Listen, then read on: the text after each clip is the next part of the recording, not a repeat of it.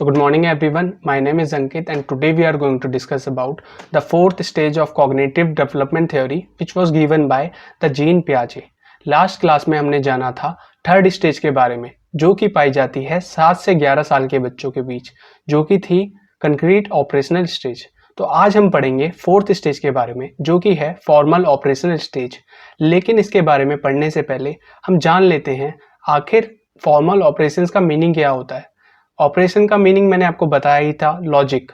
Operation का meaning होता है लॉजिक, लगाना या सोचना, और फॉर्मल का मीनिंग होता है साइंटिफिक।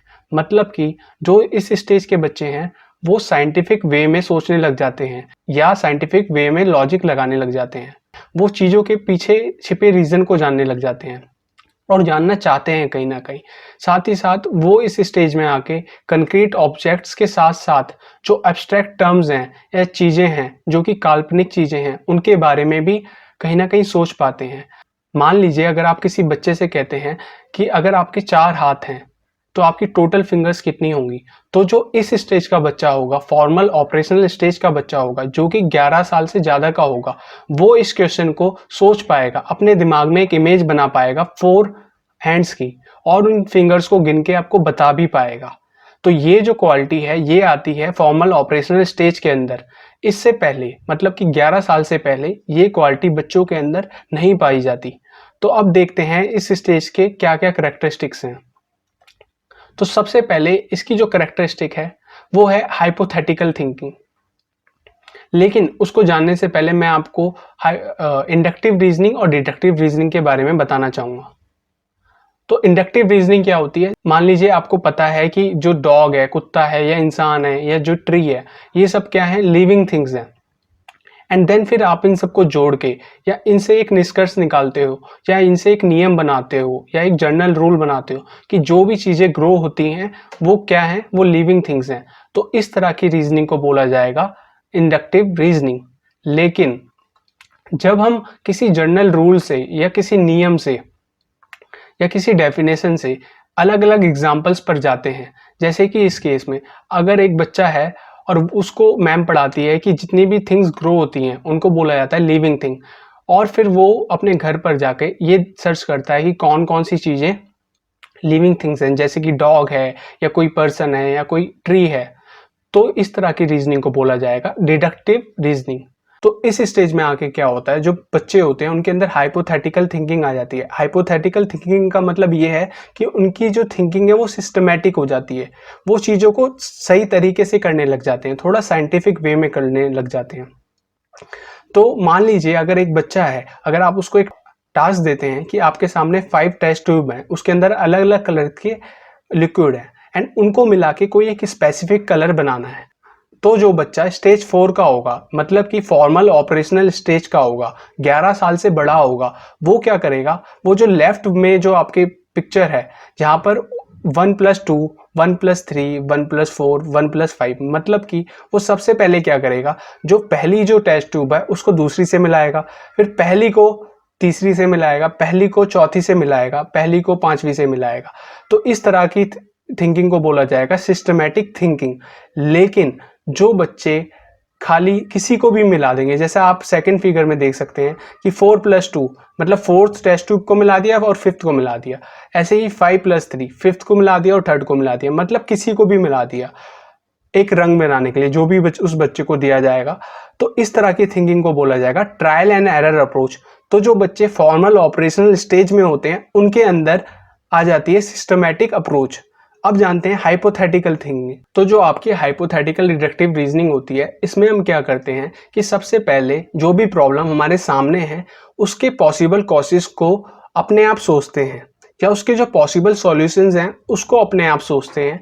फिर धीरे धीरे एक एक करके जो सॉल्यूशंस हमने सोचे हैं या जो कॉजेज हमने सोचे हैं उनको डिड्यूस करते जाते हैं। मतलब कि जो सॉल्यूशन उस प्रॉब्लम का नहीं हो सकता या जो कॉज उस प्रॉब्लम का नहीं हो सकता उसको हटाते जाते हैं और करेक्ट कॉज पर या जो एक्चुअल जो रीज़न है या जो एक्चुअल जो सॉल्यूशन है उस पर हम पहुंच जाते हैं। इसको बोला जाता है हाइपोथेटिकल डिडक्टिव रीजनिंग। इसको एक एग्जाम्पल से देखा जाए तो मान लीजिए अगर एक बच्चा है जो कि रो रहा है स्कूल में, एंड उसके फ्रेंड्स जब उसे देखते हैं तो वो उससे पूछते हैं तू क्यों रो रहा है, लेकिन वो कुछ नहीं बोलता। फिर वो बच्चे अपने दिमाग में सोचते हैं मे बी इसके पैसे चोरी हो गए हैं, मे बी ये टेस्ट में फेल हो गया, मे बी इसको टीचर ने मारा हो, या मे बी इसकी लड़ाई हो गई हो। तो वो धीरे धीरे करके पहले इन सॉल्यूशंस को या इन कॉजेज को सोचते हैं कि क्या रीजन हो सकता है उसके पीछे, रोने के पीछे। फिर वो क्या करते हैं, जो भी कॉज इररेलेवेंट है या जो भी कॉज नहीं हो सकते उनको हटाते जाते हैं। जैसे कि इस केस में पैसे चोरी होना इररेलेवेंट कॉज है, उसको हटा दिया। टेस्ट में फेल होना भी इररेलेवेंट कॉज है, इसको भी हटा दिया। या टीचर से पिटना भी इररेलेवेंट कॉज है, इसको भी हटा दिया। फिर उन्होंने रेलिवेंट कॉज पे पहुंचे, या जो एक्चुअल कॉज है या जो एक्चुअल रीजन है उस पर पहुंचे, जो कि है कि उसकी लड़ाई हो गई है किसी और बच्चे से। तो इस तरह की थिंकिंग को बोला जाता है हाइपोथेटिकल डिडक्टिव रीजनिंग या हाइपोथेटिकल डिडक्टिव थिंकिंग। क्योंकि इस तरह की थिंकिंग में हमने पहले क्या किया, हाइपोथेसिस बनाया और फिर उसको डिड्यूस किया और करेक्ट सॉल्यूशन पर पहुंचे। तो इसको बोला जाता है हाइपोथेटिकल डिडक्टिव रीजनिंग, जो कि पाई जाती है 11 साल से बड़े बच्चों के बीच, जो कि होती है फॉर्मल ऑपरेशनल स्टेज में। तो अगला जो इस स्टेज की जो क्वालिटी है वो है एडोलसेंस ईगोसेंट्रिज्म या फिर इमेजिनरी ऑडियंस। ये जो इस टर्म है इमेजिनरी ऑडियंस या एडोलसेंस ईगोसेंट्रिज्म, ये दी है आपकी डेविड एल्काइन ने। ये में भी पूछा जा सकता है एग्जाम में। तो इस स्टेज में क्या होता है, बच्चे एडोलसेंस स्टेज के आसपास आने लगते हैं। तो वो ये सोचते हैं कि जितना हम अपने बारे में सोचते हैं, इतना ही जो दूसरे लोग हैं, हमारे आसपास के लोग हैं, वो भी हमारे बारे में उतना ही सोचते हैं। साथ ही साथ जो इस स्टेज के बच्चे होते हैं वो अपनी अपीयरेंस को लेके, मतलब वो कैसे दिखते हैं या जो भी उनके अंदर क्वालिटीज हैं उनके बारे में ज़्यादा सोचने लगते हैं। और वो ये सोचते हैं कि क्या दूसरे भी मेरे को पसंद करते हैं, क्या दूसरे भी मेरे बारे में वैसा ही सोचते हैं जैसा मैं अपने बारे में सोचता हूँ। तो इस क्वालिटी को बोला जाता है एडोलसेंस ईगोसेंट्रिज्म या फिर इमेजिनरी ऑडियंस। साथ ही साथ इस स्टेज में एक और क्वालिटी पाई जाती है जो कि है आपकी personal fable.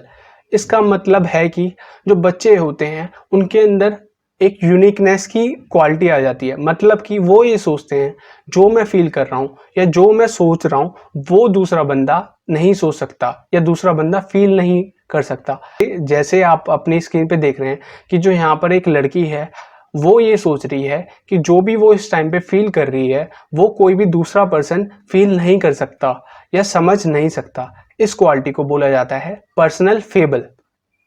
It means that no one understands me or my feelings।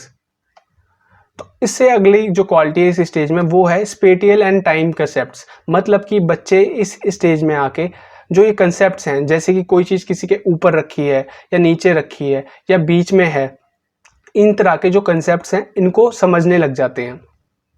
और उनके अंदर ये समझ आने लग जाती है कि जो भी रात कब होती है, दिन कब होता है, इवनिंग क्या होती है, जो भी कंसेप्ट्स हैं हमारे, इनको वो समझने लग जाते हैं। So thank you so much for watching. Next video में हम जानेंगे एजुकेशनल इम्प्लीकेशंस के बारे में, जो कि है पियाजे की थ्योरी की। अगर आपको इस वीडियो से रिलेटेड कोई डाउट है तो उसको नीचे कमेंट बॉक्स में कमेंट कर दीजिए। बाकी अब तक जो हमारी चारों स्टेजेस हैं वो कंप्लीट हो चुकी हैं। आई होप आपको समझ आया होगा। बाकी thank you so much for watching. Bye.